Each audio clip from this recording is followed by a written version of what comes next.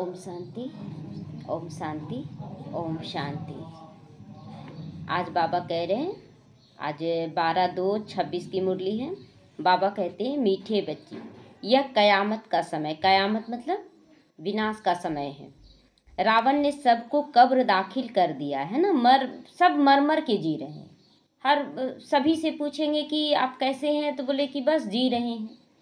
मतलब जीवन जी नहीं रहे, मतलब मर मर के जी रहे हैं। तो बाप आए हैं अमृत वर्षा कर साथ ले जाने के लिए। अमृत पहले वर्षा कर रहे हैं। अमृत क्या है? अमृत मतलब जो हम मरे हुए हैं, हम लोगों को जागृत करें अमृत पिलाकर, उसके बाद घर ले जाने की तैयारी कर रहे हैं, वर्षा का हकदार बना रहे हैं। प्रश्न है, शिव बाबा को भोला भंडारी भी कहा जाता है, क्यों? भोला भंडारी है, भोला है ना। हम बच्चों के भोलेपन पर वो क्या होता है, न्यौछावर हो जाता है, तो भोला भंडारी है। उनको चालाक बच्चा नहीं चाहिए बाबा को। उत्तर दे रहे हैं बाबा, क्यों है भोला भंडारी? क्योंकि शिव भोलानाथ जब आते हैं तो गणिकाओं को भी अमृत पिलाते हैं, अहिल्याओं को भी, कुब्जाओं का भी कल्याण करते हैं, उन्हें विश्व का मालिक बना देते हैं ना। कहाँ एकदम मतलब दुनिया की नज़रों में एकदम गिरी हुई लोग, और उसको विश्व का मालिक बना देते हैं। तो भोलानाथ है ना, वो तो नहीं देखता है कि हमारा मान शान कितना है, हम कितने अच्छे हैं, वो बस भोला भंडारी है। आते भी देखो, पतित दुनिया पतित शरीर में है, तो भोला हुआ ना। उनको अच्छा शरीर चाहिए, अच्छी दुनिया चाहिए कि सतयुग में आए, लक्ष्मी नारायण के शरीर में आए? नहीं, एकदम पतित के शरीर में आते हैं, पतित राज्य में आते हैं। तो भोले बाप का डायरेक्शन है। अब भोले बाबा क्या डायरेक्शन दे रहे हैं? मीठे बच्चे, अब अमृत पियो, विकारों रूपी विष को छोड़ दो। जो विकार को पी रहे हैं, विकार में जा रहे हैं, बाबा कहते हैं अब विकार का विष छोड़ दो। गीत बजा है, दूर देश का रहने वाला, आया देश पराये। पराया क्यों बोलते हैं बाबा? क्योंकि यहाँ पर कोई बच्चे उनको पहचानते ही नहीं, तो परायापन हुआ ना। फिर आकर अपना ही परिचय बार बार देते हैं कि बच्चे मैं तुम्हारा पिता हूँ। ओम शांति। रूहानी बच्चों ने गीत सुना और रूहों ने इस शरीर के कान कर्मेंद्रियों द्वारा गीत सुना। कैसे गीत सुन रहे हैं? नाक से, मुख से, आँख से, कहाँ से सुन रहे हैं? कान से सुन रहे। तो बाबा क्लियर करता है कि कान कर्मेंद्रियों द्वारा गीत सुन रहे हो। दूर देश के मुसाफिर आते हैं, तुम भी मुसाफिर हो ना। जो भी मनुष्य आत्मा है वो सब मुसाफिर हैं, है ना। हम लोग आए हैं परम धाम से और यहाँ पर पाठ बजा रहे, तो मुसाफिर हुए ना। तो आत्माओं का कोई भी घर नहीं है यहाँ पर, आत्माओं का कोई भी घर नहीं। आत्मा है निराकार, निराकारी दुनिया में रहने वाली निराकारी आत्माएं हैं। उनको कहा जाता है निराकारी आत्माओं का घर, देश व लोक। इनको कहा जाता है जीव आत्माओं का देश कहा जाता है। ये धरती जो स्थूल दुनिया है, ये जीव आत्मा, जीव मतलब शरीरधारियों की ये दुनिया है, और परम धाम है निराकारी आत्माओं की दुनिया। तो वह है आत्माओं का देश। फिर आत्माएं यहाँ आकर शरीर में जब प्रवेश करती हैं तो निराकार से साकार बन जाती हैं। ऐसे नहीं कि आत्मा का कोई रूप ही नहीं है। अब ये नहीं सोचना है कि आत्मा का कोई रूप नहीं है, रूप भी जरूर है, नाम भी जरूर है। इतनी छोटी सी आत्मा कितना पार्ट बजाती है इस शरीर द्वारा। हर एक आत्मा में अपना पार्ट बजाने का रिकॉर्ड भरा हुआ है सबके अंदर। कब कौन क्या करेगी ना, सबका रिकॉर्ड भरा हुआ है। तो फिर किसी के पार्ट में उलझेंगे हम लोग? जो जैसे पार्ट का बजा रहा, ठीक है, स्वीकार करना है। रिकॉर्ड एक बार भर दिया जाता है इस समय, फिर कितनी बारी फिर रिपीट करो, वह चलेगा ही ना। कोई भी पिक्चर बन गया तो उसको बार बार रिपीट करेंगे तो वही पिक्चर आएगा कि दूसरा आ जाएगा? वही पिक्चर आएगा ना। तो वैसे ही आत्मा भी इस शरीर के अंदर रिकॉर्ड भरा हुआ है, कितने जन्मों का, जिसमें 84 जन्मों का पार्ट भरा हुआ है। तो जैसे बाप निराकार, वैसे आत्मा भी निराकार है। कहाँ कहाँ शास्त्रों में लिख दिया है कि वो नाम रूप से न्यारे हैं, परंतु नाम रूप से न्यारी कोई भी चीज़ नहीं होती। कोई भी चीज़ हो, उसका नाम तो जरूर होता है, रूप जरूर होता है। देखो, आकाश भी है, पोलार है ना, कितना दूर तक आकाश ही आकाश, कुछ नहीं दिखता है, आदि अंत कुछ नहीं दिखता है, लेकिन नाम तो है ना आकाश। बिगर नाम के कोई भी चीज़ होती ही नहीं। मनुष्य कहते हैं परम पिता परमात्मा, तो नाम हुआ ना परम पिता परमात्मा, तो कह रहे हैं ना। अब दूर देश में तो सब आत्माएं रहती हैं, यह है साकार देश। इसमें दो का राज्य चलता है, इसमें दो का राज्य चलता है, एक राम का राज्य और एक है रावण का राज्य। इस दुनिया में दो का राज्य चला ना, राम राज्य सत्ययुग त्रेता, द्वापर कलयुग रावण का राज्य। आधा कल्प है राम राज्य, आधा कल्प है रावण राज्य। बाप कभी बच्चों के लिए दुख का राज्य थोड़ी बनाएंगे। कोई भी माँ बाप हो अपने बच्चों के लिए जहाँ तक हो सकता है अच्छे से अच्छा सब कुछ तैयार करते हैं। तो कहते हैं ईश्वर ही दुख सुख देते हैं। अच्छा, ईश्वर दुख सुख कैसे दे सकता है, वो तो हमारा पिता है ना। तो बाप समझाते हैं, मैं कभी भी बच्चों को दुख नहीं देता हूँ, मेरा नाम ही है दुख हरता सुख करता। तो यह मनुष्यों की कितनी बड़ी भूल है कि जो बाप सुख दे रहा है और उसी के लिए हम क्या बोलते हैं, वही दुख देता है ना, वही दुख देता है। ईश्वर कभी भी नहीं दुख देंगे। इस समय है दुख धाम, आधा कल्प रावण राज्य में दुख ही दुख मिलता है। सुख की रत्ती भी नहीं है, सुख की रत्ती भी नहीं, या अभी तो और नहीं है, दुख सुख है। मतलब हम लोगों के लिए नहीं, जो कलयुगी आत्मा है उन लोगों से जाकर पूछिए, हर एक दुखी है। सुख धाम में फिर दुख होता ही नहीं। बाप स्वर्ग की रचना करते हैं, अभी तुम हो संगम पर, इसको नई दुनिया तो कभी नहीं कहेंगे। कितना भी आप नया घर बना लें, देखते हैं ना कि कैसा हो जाता है, तुरंत दरार पड़ जाता है। क्यों? क्योंकि ये सारी दुनिया ही तमो प्रधान बन चुकी है। तो नई दुनिया का नाम है सतयुग। फिर वही दुनिया पुरानी होती है तो उनको कहा जाता है कलयुग। तो नई चीज़ अच्छी और पुरानी चीज़ खराब दिखाई देती है तो पुरानी चीज़ को खलास कर दिया जाता है ना। अगर कोई भी चीज़ पुराना हो जाता है तो उसको हटा दिया जाता है। तो मनुष्य विष को ही सुख समझते हैं, है ना, विकार में जाना ही सुख समझते हैं, लेकिन ये बहुत बड़ी गलती है। हम लोग भी एक समय थे तो बोलते थे कि विकारों के कारण ही तो मतलब एक दो से रिश्ता बनता है, लेकिन नहीं, ये विकार ही है ना लड़ाई झगड़े का भी कारण है, क्योंकि आपको बंधन में बांध देता है कि इसके बिना और किसी को नहीं कर सकते हैं, किसी से बात नहीं कर सकते हैं, नहीं तो लोग क्या समझेंगे, देखो उससे भी फंसी हुई है। तो ये विकार तो दुख ही दे रहा है। गाया भी जाता है ना, अमृत छोड़ विष काहे को खाएं। फिर कहते हैं तेरे भाने सर्व का भला, है ना। जब हम बच्चे अच्छे से तैयार हो जाते हैं तो बाबा कहते हैं तुम्हारे द्वारा ही अनेक आत्माएं तैयार हो जाती हैं, तो तेरे भाने सबका भला। तो आप ही जो आकर करोगे उससे सबका भला होगा, है ना। तो वही, नहीं तो रावण राज्य में मनुष्य बुरा काम ही करेंगे। वह तो अब बच्चों को पता पड़ गया है कि गुरु नानक को 500 वर्ष हुए, फिर कब आएंगे गुरु नानक। गुरु नानक का 500 वर्ष हुआ है तो फिर कब आएंगे, 4500 वर्ष बाद आएंगे ना। तो कहेंगे उनकी आत्मा तो ज्योति में ज्योत में समा गई, आएंगे फिर कैसे। तुम कहोगे आज से 4500 वर्ष पहले फिर गुरु नानक आएंगे, है ना। 5000 साल का कल्प होता है ना, तो 500 साल घटा दे।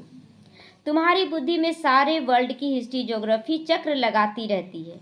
इस समय सब तमो प्रधान है, इसको ही कयामत का समय कहा जाता है। सभी मनुष्य जैसे कि अभी मरे पड़े हैं, सबकी ज्योति उझाई हुई है। तो बाप आते हैं सबको जगाने।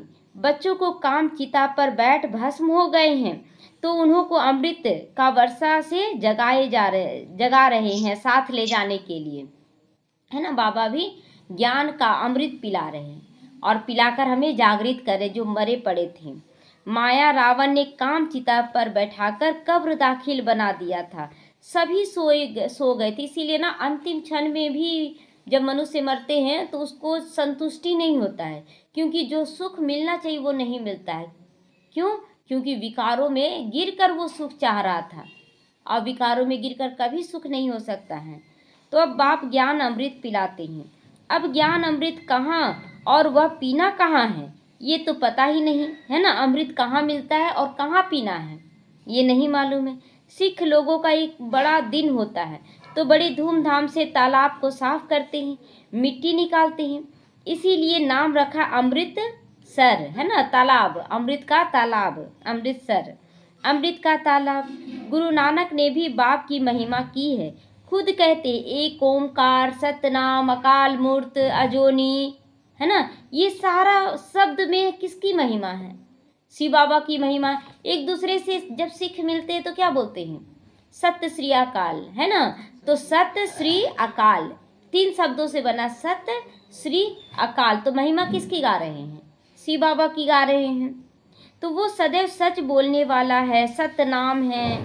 तो सत्यनारायण की कथा है ना, मनुष्य भक्ति मार्ग में कितनी कथाएं सुनते आए हैं, जैसे अमर कथा, तीजरी की कथा, है ना, सब कथा, सत्यनारायण की कथा। कहते शंकर ने पार्वती को कथा सुनाई, वह तो सूक्ष्म वतन में रहने वाले हैं, वहाँ फिर कथा कौन सी सुनाई और क्यों सुनाना पड़ा? सूक्ष्म वतन में वहाँ तो सब फरिश्ते हैं, सब एक जैसे हैं।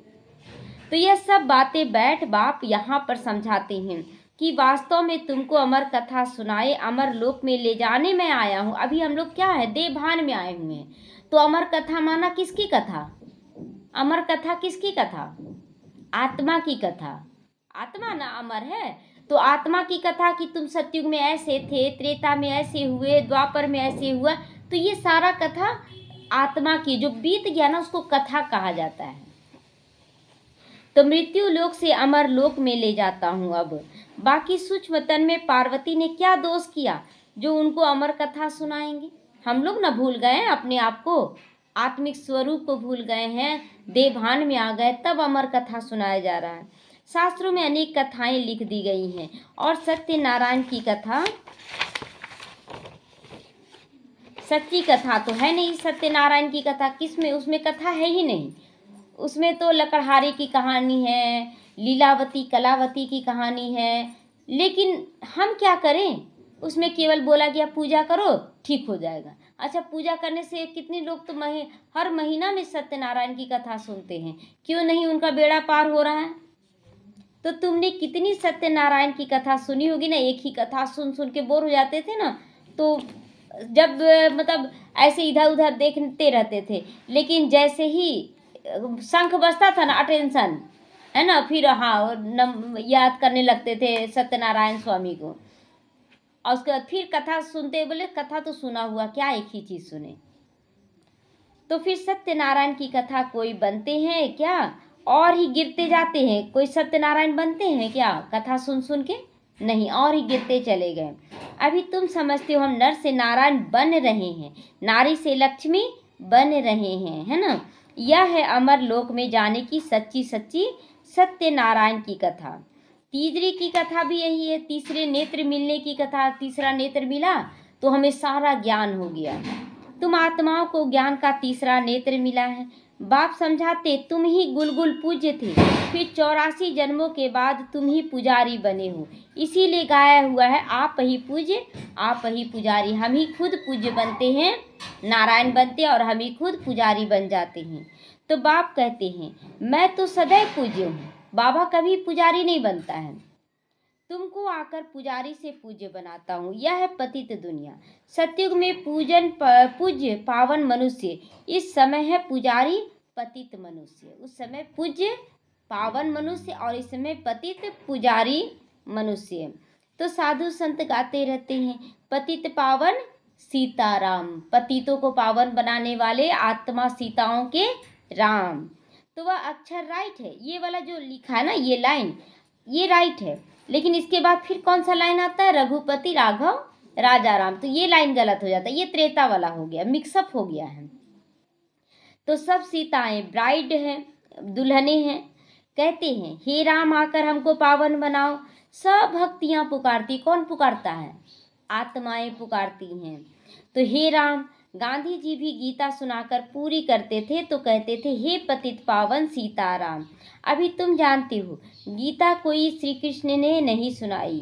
बाबा कहते हैं ओपिनियन लेते रहो कि ईश्वर सर्वव्यापी नहीं है, सबका विचार सबको समझाना है। बाबा कहते हैं सबके विचार लेते रहो कि ईश्वर सर्वव्यापी नहीं है, सबको बताना है, पहले ज्ञान समझाना, उसके बाद फिर वो खुद बोलेंगे कि हाँ भगवान सर्वव्यापी नहीं हो सकता है। तो गीता का भगवान शिव है, ना कि श्री कृष्ण। तो पहले तो पूछो कि गीता का भगवान किसको कहा जाता है, पहले पूछना है। जैसे कि अगर बोल देते हैं ना कि श्री कृष्ण है, तो फिर कैसे बात करना है कि भगवान के लिए तो कहा जाता है कि वो श्री कृष्ण क्या बोले हैं कि हे अर्जुन, तुम मुझे इन चर्म चक्षुओं से नहीं देख सकते हो। तो इन आँखों से मतलब नहीं देख सकते, तो सामने तो कृष्ण दिख रहे हैं, फिर कौन बोल रहा है कि मुझे नहीं देख सकते हो? तो ये परमपिता परमात्मा कहते, तो इस तरह से समझाना है। भगवान निराकार को कहेंगे, वह साकार को। श्री कृष्ण तो है साकार, शिव है निराकार। वह सिर्फ स्तन का लोन लेते हैं, बाकी माता के गर्भ से जन्म नहीं लेते। शिव बाबा लोन लेते हैं लेकिन माता के गर्भ से जन्म नहीं लेते हैं। शिव को शरीर है ही नहीं। यहाँ इस मनुष्य लोक में स्थूल शरीर है। बाप आकर सच्ची सत्यनारायण की कथा सुनाते हैं। बाप की महिमा है पतित पावन, सर्व का सदगति दाता, सभी का लिबरेटर, दुख हरता सुख करता। ये सब किसकी महिमा है? शिव बाबा की महिमा है। अच्छा, सुख कहाँ होता है? यहाँ नहीं हो सकता है। सुख मिलेगा दूसरे जन्म में, जब पुरानी दुनिया खत्म हो और स्वर्ग की स्थापना हो जाएगी। तब बाबा कहते हैं कि कब होगा सुख मिलेगा? जब हम दूसरे जन्म में जाएंगे, पुरानी दुनिया खत्म हो जाएगी, नई दुनिया आ जाएगी, तब हम स्वर्ग में जाएंगे, स्वर्ग की स्थापना हो जाएगी। अच्छा, लिबरेट किससे करते हैं? बाबा किससे छुड़ाते हैं? हाँ, विकारों से, कमी कमजोरियों से, रावण के दुख से छुड़ा देते हैं। यह तो दुख धाम है ना। अच्छा, फिर गाइड भी बनते हैं। बाबा गाइड भी बनते, बच्चे ऐसे नहीं ऐसे करो। तो यह शरीर तो यहाँ खत्म हो जाते हैं, बाकी आत्माओं को ले जाते हैं। तो पहले साजन फिर सजनी जाती, दूल्हा पहले आगे जाता है कि नहीं? दुल्हन पीछे जाती है ना। वह है अविनाशी सलोना साजन। हमारा साजन कैसा है? बहुत सुंदर सलोना, सबको दुख से छुड़ाए पवित्र बनाकर घर ले जाते हैं। शादी कर जब आते हैं तो पहले होता है घोट पति, पहले होता है पति, मतलब आगे आगे पति चलता है, पिछाड़ी में पत्नी रहती है, फिर बारात होती है ना। पति पत्नी फिर बारात। क्या बनना है? क्या बनना है? पत्नी बनना है ना शिव बाबा की। तो अब तुम्हारी माला भी ऐसी है, ऊपर में शिव बाबा फूल, उसे नमस्कार करेंगे, है ना, उसे नमस्कार करेंगे।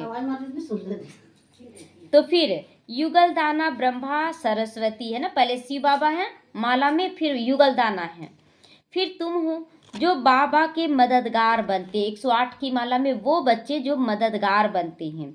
फूल शिव बाबा की याद से ही सूर्यवंशी विष्णु की माला बने हो।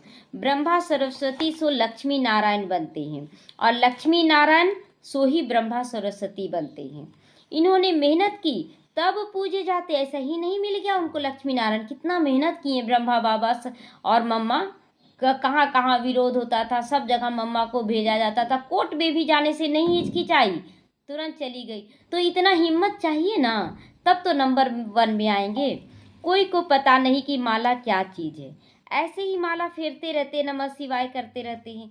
16,108 की भी माला है, बड़े बड़े मंदिरों में रखी होती है कि फिर कोई कहाँ से खींचेंगे। जैसे बड़ा सा माला रखा हुआ है 16,108 का, कोई वहाँ से खींच के 8 बार जाप कर लिया, कोई वहाँ से जाप कर लिया, ऐसे करते हैं बच्चे।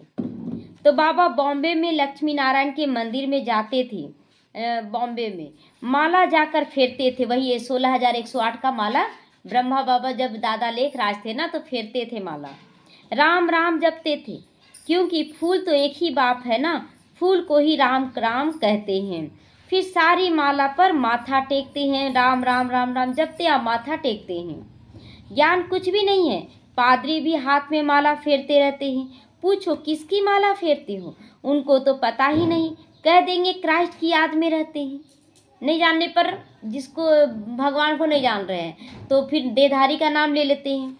उनको ये पता नहीं कि क्राइस्ट की खुद आत्मा कहाँ है, वो तो शरीर छोड़ दी है। तुम जानते हो क्राइस्ट की आत्मा अभी तमो प्रधान जन्म में अभी है। कोई ना कोई हो सकता है कि हम लोग में भी कोई होगा, है ना। तो तुम भी तमो प्रधान बेगर थे, अब बेगर टू प्रिंस बनते हो। भारत प्रिंस था, अभी बेगर है, फिर प्रिंस बनते हैं। बेगर माना भिखारी बन गए थे, है ना, मांग रहे थे ना, ये नहीं मिला बाबा, वो नहीं मिला, मांग रहे थे। और अब बेगर से प्रिंस बन रहे, बाबा के बच्चे बन गए। बनाने वाला कौन बनाया? प्रिंस शिव बाबा बनाया। तुम मनुष्य से प्रिंस बनते हो। एक प्रिंस कॉलेज भी था जहाँ केवल प्रिंस प्रिंसेस जाके पढ़ते थे। उस समय ज़्यादा बाबा के समय में एक कॉलेज बना था जिसमें केवल राजकुमार राजकुमारी जाते थे पढ़ने, अदर को नहीं जाने मिलता था। तो तुम यहाँ पढ़कर 21 जन्मों के लिए स्वर्ग में प्रिंस प्रिंसेस बनते हो। यह श्री कृष्ण प्रिंस है ना, उनके 84 जन्मों की कहानी लिखी हुई है। मनुष्य क्या जाने, यह बातें तो सिर्फ तुम जानते हो, है ना। देवी देवताओं की कहानी हम जान रहे हैं। भगवानुवाच, वह सबका फादर है, तुम गॉड फादर से सुनते हो। जो स्वर्ग की स्थापना करते हैं उसे कहा जाता है सचखंड। स्वर्ग की स्थापना होती है उसको कहा जाता है सचखंड। यह है झूठखंड। सचखंड तो बाप स्थापन करेंगे, झूठखंड रावण स्थापन करेगा। देवभान में कौन लाता है? विकार। और बाबा में आत्मिक स्थिति में ला रहा है। तो रावण का रूप बनाते अर्थ कुछ भी नहीं समझते। किसी को भी पता नहीं कि आखिर भी रावण है कौन। कौन है रावण? जब कोई क्रोध करता तो बोलते ना रावण बन गया है। तो रावण था नहीं।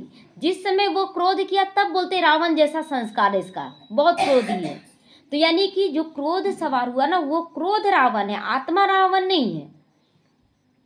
तो जिसको मारते हैं फिर जिंदा हो जाता है, मतलब क्रोध को दबाते हैं और फिर जिंदा हो जाता है। काम को दबाते हैं फिर जिंदा हो जाता है। तो बाहरी रूप में क्या करते हैं? रावण का पुतला बनाकर जला देते हैं और फिर अगले साल देखिएगा कि और बड़ा रावण बनाते हैं, सोचते हैं कि बड़ा फंक्शन कर रहे हैं। तो वास्तव में 5 विकार स्त्री के और 5 विकार पुरुष के, इसको कहा जाता है रावण। उनको मारते हैं, रावण को मारकर फिर सोना लूटते हैं। रावण को मारकर फिर सोना लूटते। शुरू में जो रावण का दाह संस्कार होता था, रावण दहन होता था, तो सोना मतलब सोने का पहनाया जाता था। जब जल गया तो सोना तो गिर जाता था, तो सोना सब लूटने लगता था। तुम बच्चे जानते हो यह कांटों का जंगल है। बॉम्बे में बबुलनाथ का भी मंदिर है। बबुलनाथ नाम क्यों पड़ा? क्योंकि हम सब कैसे बन गए थे? कांटे बन गए थे। कांटों से फूल बना रहा है बाबा। तो बाप आकर कांटों को फूल बनाते हैं। सब एक दो को कांटा लगाते हैं, अर्थात काम कटारी चलाते रहते, इसीलिए इनको कांटों का जंगल कहा जाता है। सत्युग को गार्डन ऑफ अल्लाह कहा जाता है। गार्डन ऑफ अल्लाह कि भगवान का बगीचा है सत्युग। वही फ्लावर कांटे फिर बनते हैं, फिर कांटों से फूल बनते, ये चक्र चलता रहता है। अभी तुम 5 विकारों पे जीत पाते हो। इस रावण राज्य का विनाश तो होना है, आखिर बड़ी लड़ाई भी होगी। तो सच्चा सच्चा दशहरा भी अभी होना। 10 हरा नाम भी देखिए कैसे पड़ा है, 10 हरा, 10 विकारों को हराना है। और उसके बाद फिर क्या मनाएंगे? फंक्शन करते हैं ना, कोई भी जीत कर आते हैं तो फिर घर में पार्टी करते हैं, तो फिर विजयदशमी मनाते हैं। तो दशहरा 10 विकारों को हराएं, तब आया विजयदशमी। तो रावण राज्य की खलास हो जाएगा। फिर तुम लंका लूटेंगे, तुम लंका लूटेंगे, तुमको सोने के महल मिल जाएंगे। अभी तुम रावण पर जीत प्राप्त करके स्वर्ग के मालिक बनते हो। बाबा सारे विश्व का राज्य भाग देते, इसीलिए इनको शिव भोला भंडारी कहा जाता है। जो भोला बाप का बच्चा बन गया, उनके अनुसार चलने लगा, उसका भंडारा कभी खाली होगा? कभी खाली नहीं होगा। गणिकाएं, अहिल्याएं, कुब्जाएं, सबको बाप विश्व का मालिक बना देते हैं। सबको विश्व का मालिक बना देते हैं। अभी देखिए फंक्शन हो रहा था ना जब हजारीबाग में, तो जिस समय यहाँ से बाबा के भंडारे से गया पैसा और तुरंत वहाँ ज़रूरत पड़ गया, तुरंत वो पैसा लग गया। तो बाबा भी बोलता ना कि समय पर जो मददगार बच्चे बनते हैं, तो किसी एक बच्चे का तो नहीं हुआ, सबका लगा थोड़ा थोड़ा और गया, सफल हो गया। तो दीदी भी बोली कि एकदम टाइम पर मिला और उसी समय ज़रूरत पड़ा, तुरंत भर में वो लग गया, तो सफल हुआ ना। तो यही है कि समय पर हम लोगों को बाबा के सहयोगी बनना है। अब समय कब आएगा ये तो हम लोगों को मालूम नहीं, इसीलिए करते चले जाना है। तो बाबा कहते गणिकाएं, अहिल्याएं, कुब्जाएं, सबको बाप विश्व का मालिक बना देते हैं। कितना भोला है बाबा। ये नहीं देखा कि आप रूप से कितने सुंदर हो, आप दुनिया में कितना श्रेष्ठ पद पाए हुए हो, ये सब नहीं देखा बाबा। बाबा तो देखा कि जो जितने गिर गए हैं उन्हीं को भोला बाबा उठाकर विश्व का मालिक बनाते हैं। तो आते भी है पतित दुनिया पतित शरीर में, बाकी जो स्वर्ग के लायक नहीं है वह विष पीना छोड़ते ही नहीं। है ना। जो स्वर्ग के लायक नहीं रहेंगे ना, वो विकार में गिरते रहेंगे। बाप कहते, बच्चे अभी यह अंतिम जन्म पावन बनो, यह विकार तुमको आदि मध्य अंत दुख ही बना रहे हैं। क्या तुम इस एक जन्म के लिए विष पीना नहीं छोड़ सकते हो? बाबा कितना प्यार से बोलते हैं कि विष पीना नहीं छोड़ सकते हो, विकार में नहीं गिरना चाहिए। मैं तुमको अमृत पिलाकर अमर बनाता हूँ। कौन सा अमृत पिलाते हैं? ज्ञान का अमृत पिलाते हैं। फिर भी तुम पवित्र नहीं बनते। इतना बाबा ज्ञान सुनाता है, फिर भी बच्चे क्या करते? विकारों में गिर जाते हैं। देखिए, एक होता है ना कि अपने से विकारों में जाना, और एक होता है कि मजबूरी, कि चलो अब पति जबरदस्ती कर रहा है तो नहीं छोड़ पा रही हैं माताएं, तो उसमें भी बाबा बोलता कोई हर्जा नहीं, तुम पवित्र बनो, तुम्हारे अंदर विकारों की बदबू नहीं होनी चाहिए, है ना। और उसके बाद अगर पति ज्ञान में आएगा, जिस सकाश देते रहना, अपने आ जाएंगे। तो बाबा कहते हैं कि तुम पवित्र क्यों नहीं बनते? तुम अपने अंदर धारणा करो। विष बिगर सिगरेट शराब बिगर रह नहीं सकते हो। मैं बेहद का बाप तुमको कहता हूँ। क्या कहते हैं? बच्चे इस एक जन्म के लिए पावन बनो, तो तुमको मैं स्वर्ग का मालिक बनाऊंगा। बाप गारंटी कर रहा कि बच्चे एक जन्म तुम पवित्र बनो। पुरानी दुनिया का विनाश और नई दुनिया की स्थापना करना है, यह बाप का ही काम है। बाप आया हुआ है सारी दुनिया को दुख से लिबरेट कर सुख धाम शांति धाम ले जाने के लिए। बाबा आया है, शांति धाम ले जाएगा और सुख धाम ले जाएगा। अभी सब धर्म विनाश हो जाएंगे, कोई भी धर्म रहेगा, कोई भी मंदिर मस्जिद गुरुद्वारा कुछ नहीं रहेगा, सब टूट फूट के बराबर हो जाएगा। तो एक आदि सनातन देवी देवता धर्म की फिर से स्थापना होती है। तो फसल जैसे कटता है ना, इतना दूर तक फसल है, इधर से साफ हो रहा है और इधर साइड बन रहा है बाबा के बच्चों का घर, तो टूटेगा, विनाश तो इधर होगा ना। तो इस तरह से बाबा सेफ्टी कर रहा है। तो बोलेंगे सबके बीच में ही तो है ब्रह्मा कुमारी सेंटर, स्थिति से वो किनारा है, स्थिति से वो साइड है। तो ग्रंथ में भी परमपिता परमात्मा को अकाल मूर्त कहते हैं। बाप है महाकाल, काल नहीं, कालों का भी काल, महाकाल है वो। तो महाकाल, काल जब आता है तो 2 4 10 को ले जाएगा, लेकिन जब महाकाल आएगा तो सबको ले जाएगा। तो कालों का भी काल है, वह काल 1 2 को ले जाएंगे क्या? मैं तो सभी आत्माओं को ले जाऊंगा, है ना। किसी को छोड़ेगा बाबा? अब आया है तो चलो, अब घर हो गया, बहुत खेलना, अब चलो घर। तो इसीलिए उसको कहते हैं महाकाल। तो हमें डरना चाहिए क्या? महाकाल के हम क्या हैं? संतान हैं। तो जब उनके बच्चे हैं तो हम डरे क्यों? तो बाप आकर तुम बच्चों को कितना समझदार बना देते हैं। अच्छा, मीठे मीठे सीखी लदे बच्चों प्रति माता पिता बाप दादा का याद प्यार और गुड मॉर्निंग। रूहानी बाप की रूहानी बच्चों को नमस्ते।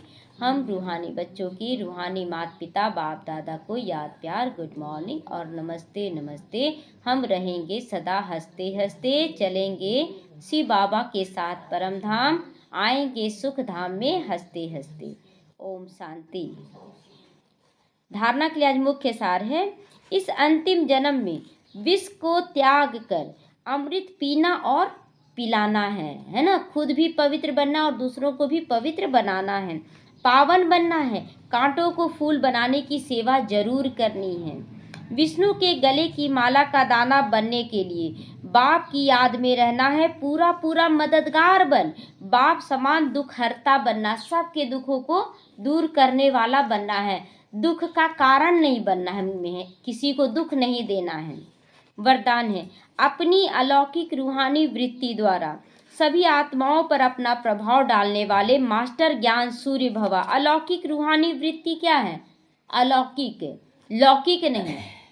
जैसे हम आपको देख रहे हैं तो आपको एक नारी के रूप में देख रहे हैं, है ना, तो ये हो गया लौकिक रीति। लेकिन जब हम आपको देखेंगे कि आप आत्मा हो, बाबा की संतान हो, तो ये कौन सी दृष्टि हो गई? अलौकिक दृष्टि हो गई। तो अलौकिक रूहानी वृत्ति क्या हो गई कि आत्मा बहुत अच्छी है।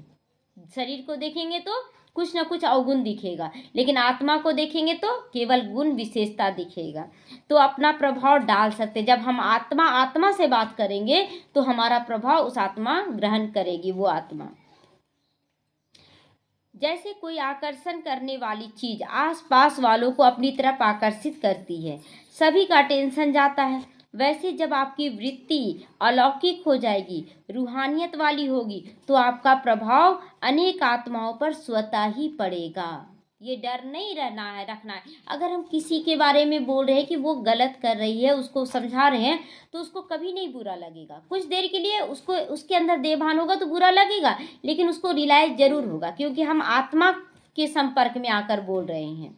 इसीलिए जब भी बात करेंगे, जैसे बच्चे गलत करते हैं तो आप बच्चों को देखने जाते हैं कि बच्चे ऐसे कर रहे हैं, तो वो नहीं सुधरेंगे बल्कि और गलत करेंगे। लेकिन जब हम आत्मा को देखेंगे और आत्मा से बात करेंगे कि हे आत्मा, ये काम गलत है, ये देभान में है, इसको छोड़ दो, तो फिर वो आत्मा छोड़ देगी, डिस्टर्ब नहीं होंगे फिर उसमें।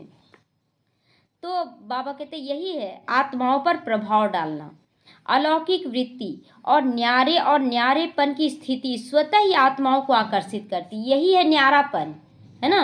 हमें उसके प्रभाव में नहीं आना। अगर बच्चा है हमारा लौकिक में और वो गलत कर रहा है, तो हम फिर सोचने लगते कैसा बेटा मिला, कैसा ये, तो ये तो प्रभाव में आ गए।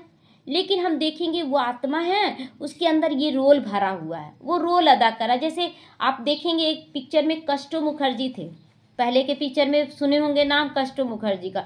वो आज तक शराब का एक बूंद तक मुंह में नहीं लिया था, लेकिन हर एक पिक्चर में उसको रोल मिला शराबी का। शराबी का रोल किया वो, और इतना एक्यूरेट शराबी का रोल करता था कि लगता था कितना पीता होगा, लेकिन उसके बारे में जीवन कहानी सुने कि एक बूंद भी नहीं डाला है। उसी तरह यहाँ आत्माएं बुरी नहीं है, बस वो रोल अदा कर रही है पीने का। तो ऐसी अलौकिक शक्तिशाली आत्माएं मास्टर ज्ञान सूर्य बनकर अपना प्रकाश चारों ओर फैलाती हैं। स्लोगन है, सदा स्वमान की सीट पर स्थित रहो तो सर्व शक्तियां आपका ऑर्डर मानती रहेंगी। आपका ऑर्डर क्यों मानेगी? जब हम खुद ही भिखारी रहेंगे तो शक्तियां ऑर्डर में नहीं आएंगी, लेकिन जब हम खुद आत्मिक स्थिति में रहेंगे तो शक्ति भी मेरे कंट्रोल में रहेगी, है ना। हम चाहेंगे सामने वाला गुस्सा कर रहा, चुपचाप रहेंगे, ठीक है करो, कितना देर करते हो, है ना। तो सहन शक्ति आ गया ना, लाना तो नहीं पड़ा ना। तो आत्मिक स्थिति में रहना माना सर्व शक्तियों को अपने कंट्रोल में चलाना। अव्यक्त इशारे, एकता और विश्वास की विशेषता द्वारा सफलता संपन्न बनो। ज्ञानी बनने के साथ साथ स्नेही बनो। स्व की सेवा विश्व की सेवा का आधार है। स्व की सेवा, अपना परिवर्तन ही विश्व सेवा का आधार है। सेवा में सिर्फ 2 शब्द याद रखना, एक निमित्त हूँ, दूसरा निर्माण बन रही हूँ। कल भी 2 शब्द था ना, क्या था याद है? बोलिए, याद है? एकता और विश्वास, है ना। एकता और विश्वास, संगठन को चलाने के लिए एकता और विश्वास चाहिए। और आज बाबा 2 शब्द क्या दिया कि मैं निमित्त हूँ, फेथ और लव। हाँ, फेथ और लव। और आज है निमित्त और दूसरा निर्माण भी बनना है। तो निर्माण में 2 शब्द आता है, निर्माण और निर्माण, है ना। तो एक है निर्माण, मतलब मैं खुद बनूं, पहले बाप समान मैं खुद बनूं, और जब मैं खुद बनूंगी तो दूसरों को भी आप समान बनाने का क्षमता रखूंगी। तो पहले निर्माण अपने लिए, फिर दूसरों को निर्माण करने की क्षमता निर्माण हुआ। तो यहाँ पर निमित्त और निर्माण बनना ही है। इसमें एकता का वातावरण बनेगा। निमित्त हूँ मैं और निर्माण हूँ, तो इसमें एकता का वातावरण बनेगा कि जो कर्म हम करेंगे वही दूसरे देख कर सीखेंगे। तो यही हुआ, एकता का वातावरण बनेगा। 1-2 के सहयोगी बनेंगे। फिर अगर कोई गलत भी कर रहा है तो हमें उसके लिए शुभकामना रखना है। तेरे मेरे का मान शान की टकराव की भावनाएं समाप्त हो जाएगी। ये मेरा, ये तेरा, जब भी बोलते हैं ना कि ये उसका सेंटर, ये उसका, तो एक है ना बंधन टाइप का लगता है। लेकिन जब बोलते हैं ना ये बाबा का घर है, तो बड़ा अपनापन लगता है, बाबा का घर है, तो ये बड़ा अच्छा लगता है। कहीं भी बंधना नहीं है कि यहाँ बंधे। जैसे कि बच्चा स्कूल जाता है तो स्कूल में क्या करता है, पहले क्लास में पढ़ता है, तो पहले क्लास में कोई टीचर होती है ना, दूसरे क्लास साल भर में उस टीचर से उसका लगाव हो जाता है, बच्चे का उस टीचर से बहुत लगाव हो गया। अब दूसरे क्लास में जाएगा तो बोलेगा हमको वही टीचर चाहिए। हो सकता है ऐसा? टीचर तो बदली होगी ना, अब ऊंचा क्लास में चला गया तो दूसरी टीचर तो मिलेगी ना। तो इसी तरह हमारे जीवन में होता है, हम बंधे नहीं कहीं से, बाबा ऊपर ऊपर ऊपर ऊपर ले जा रहा है, तो हमें ऊपर बढ़ना है। बस निमित्त, इसीलिए टीचर को भी निमित्त और निर्माण बनना है, और जो बच्चे भी हैं उनको भी निमित्त और निर्माण बनकर चलना है। हाँ, रिगार्ड जरूर रखना है। अभी स्कूल के अगर हम लोगों को टीचर मिल जाते हैं रास्ते में, तो क्या उसको आप प्रणाम करना, रिगार्ड देना छोड़ देंगे क्या? नहीं ना, उनको भी रिगार्ड देंगे। तो उसी तरह यहाँ भी है कि हमें रिगार्ड सबको देना, कुछ ना कुछ अंश भी कोई किया है ना, तो उसको रिगार्ड जरूर देना है। तो टकराव की भावनाएं फिर क्या हो जाएंगी, समाप्त हो जाएंगी कि नहीं? किसी से टकराएंगे नहीं। ओम शांति।